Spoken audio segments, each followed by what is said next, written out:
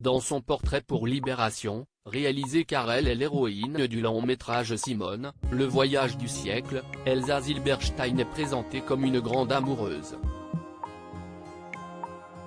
Elle ne regrette rien de ses amours enfuis, ne verse jamais dans l'acrimonie et recherche des hommes qui osent, lit-on dans le quotidien.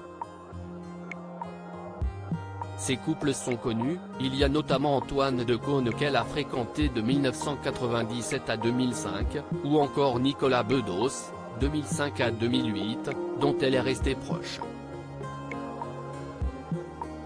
Il y a aussi l'écrivain et chroniqueur Yann Moix qui avait conquis un temps la comédienne de 53 ans.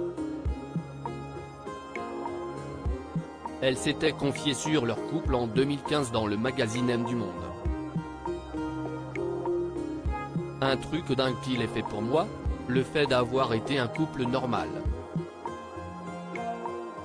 Parce que Yann ignore le banal, avait-elle raconté dans M. Une autre ex de l'écrivain et réalisateur de Podium, Talita, témoigne aussi en sa faveur, on le dit misogyne. Si est tout le contraire. Il devait en effet se défaire d'une réputation de coureur de jupons, voire de prédateur sexuel repenti. À l'époque, il était le complice de Léa Salamé en tant que sniper de l'émission On n'est pas couché.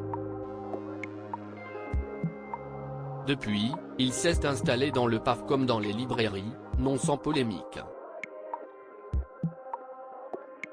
Il avait suscité de nombreuses réactions en parlant sans filtre de ses relations difficiles avec sa famille, révélant avoir été un enfant battu. Elsa Zilberstein est aujourd'hui en couple, met-elle le nom de son amoureux. Elle n'habite pas avec lui, chacun chez soi, dira-t-elle dans les colonnes de Libération.